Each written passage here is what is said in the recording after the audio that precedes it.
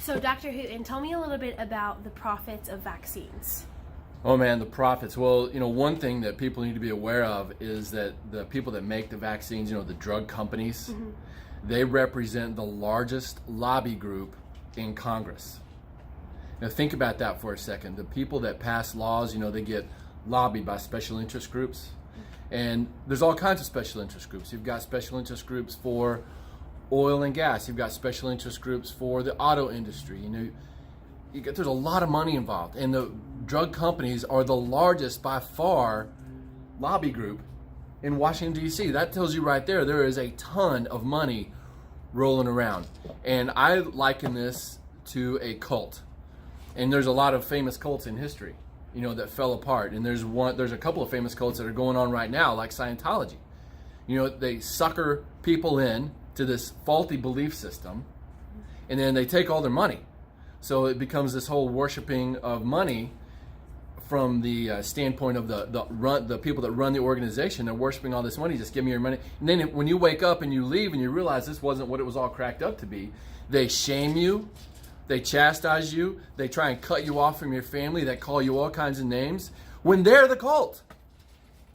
It's bizarre. The stranglehold they have on the mentality of the people in this country, just the culture is wrapped up in this cult that I call vaccines. Now, a specific example is Prevnar 13. Now, a couple things about that. Prevnar 13 means there's 13 different strands of pneumonia. There's 13 bugs going into this manufacturing of this vaccine.